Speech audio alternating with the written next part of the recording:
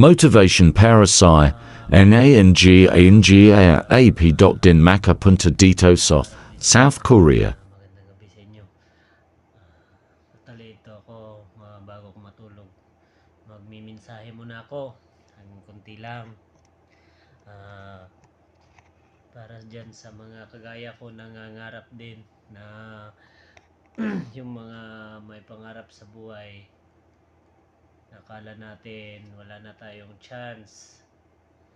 Yan lang ang maano ko. Pag may pangarap kayo, sundin nyo yung gusto ninyo. Pag may pangarap kayo, gawin nyo yung best nyo. Yung best among the best.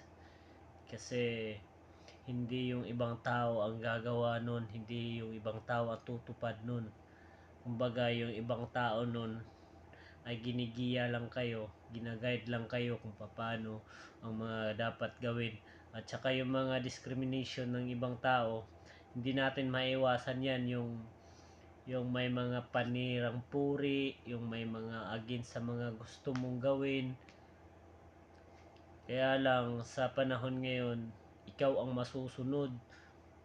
Kaya doon sa mga gusto ring dito sa South Korea, gustong makarating dito, no, ano ko lang sa inyo, may pagkakataon pa kayo basta hindi kayo lumagpas ng 39. Kasi dito kasi sa Korea, bawal na dito yung yung 39 years old.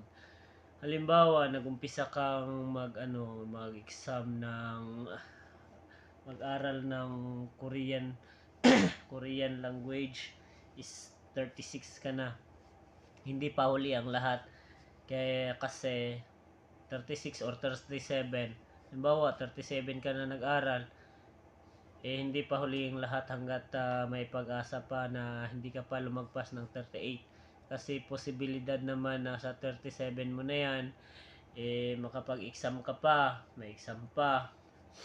Pero yung natin sa sa mga bata pa dyan na 18 years old pataas, yung hindi naman na nag-aaral, kumbaga sinasabi minsan kasi sa isip natin na oo, ay hindi ko kaya yan kasi ang mahal siguro niyan, ang laki siguro ng gastusin niyan.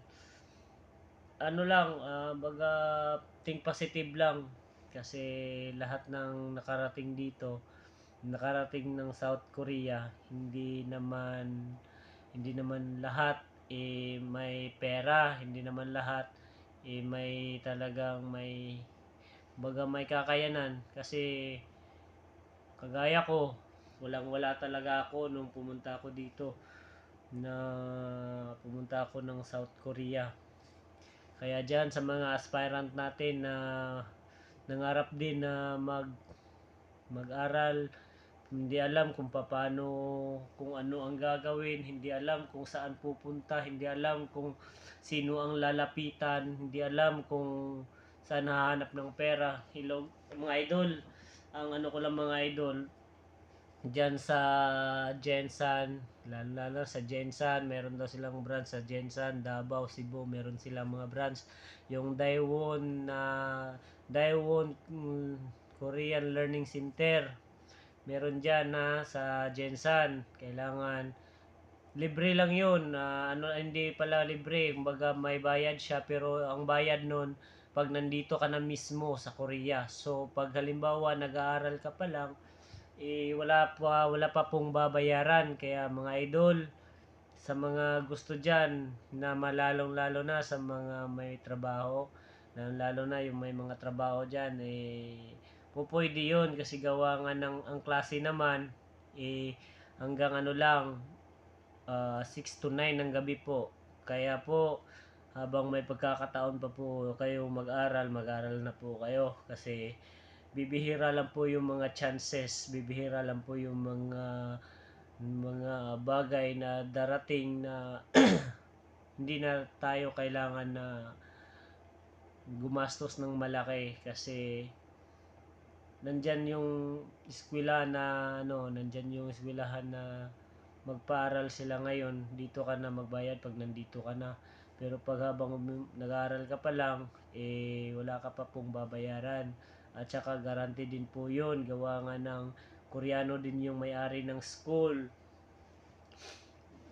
Inaano din nila, pag halimbawa, pag nakapasa ka na sa exam, tutulungan ka nun, hahanapan ka within 3 months na galing sa pagkapapasa mo, hanapan kanila ng employer dito. Sila mismo ang hahanap ng employer. Kaya dyan, sa mga aspirant natin dyan sa Pinas, subukan nyo. Huwag kayong matakot. Subukan nyo lang. Kasi pag nakarating kayo, pag nakarating kayo dito, sobrang saya. Hindi mo inaasahan, baka sasabihin mo na baka nananaginip ka pa, na nandito ka na. Kaya nga namin. Kaya ikaw mismo, ikaw ang gagawa ng landas mo, hindi yung ibang tao. Kumbaga yung ibang tao, giya mo kung anong dapat mong gawin. Kaya habang may panahon pa, kilos na, gawin mo na, subukan mo na, harapin mo ang iyong takot, labanan ang iyong kaduwagan. Yan lang po, at saka magandang gabi sa inyo lahat.